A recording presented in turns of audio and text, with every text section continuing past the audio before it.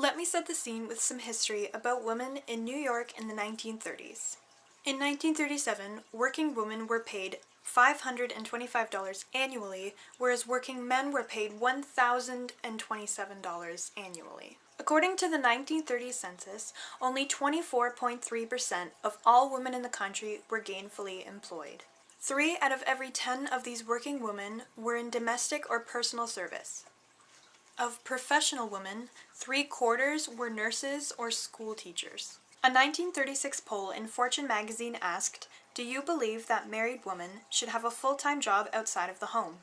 Only 15% of respondents approved, while 48% disapproved, with the remaining 37% approving on conditions. Common arguments against married women working are that they are taking jobs away from men, that the woman's place is in the home, and that children need a full-time mom at home to take care of them. History is written by men, and Rules of Civility by Amor Towles gives us a different point of view on society in the 1930s.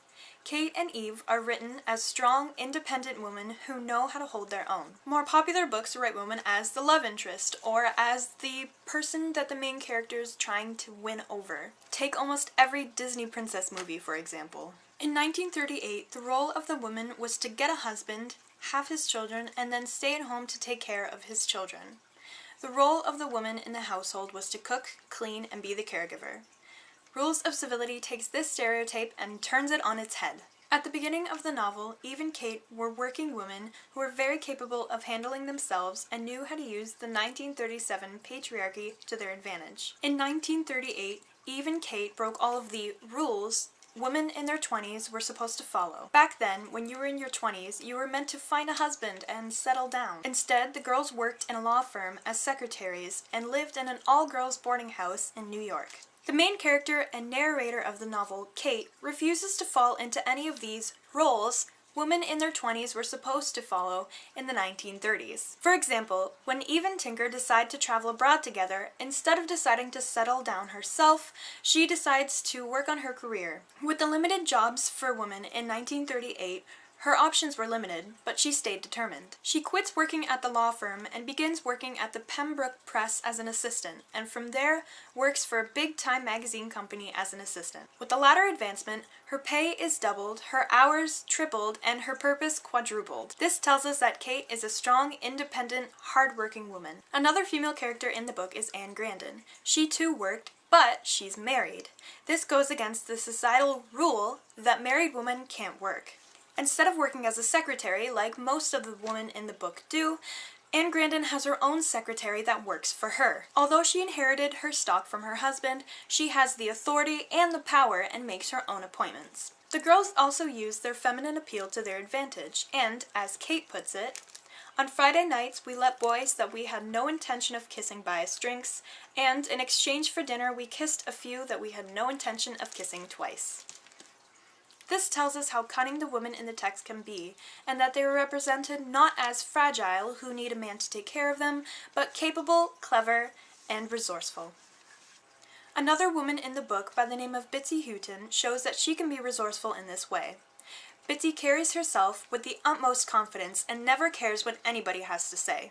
Bitsy knows how to shoot a gun, never follows around a man, and for the entirety of the book, never even has a date. Kate uses the feeling of shooting a gun to describe her, saying, "It permeated your limbs and sharpened your senses, adding a certain self-possession to your swagger, or a swagger to your self-possession." This quote, as well as her lack of a male figure in the book, tells us how independent Bitsy is and that she never follows a stereotype. Women were not seen shooting a gun in the 1930s. When Kate bumps into Anne at the horse track, Anne says, "Do you see that 30-year-old blonde next to Jake? That's his fiancée, Carrie Clapboard. Carrie moved all manner of heaven and earth to get into that chair. But if I were your age, I wouldn't be trying to figure out how to get into Carrie's shoes. I'd be trying to figure out how to get into Jake's."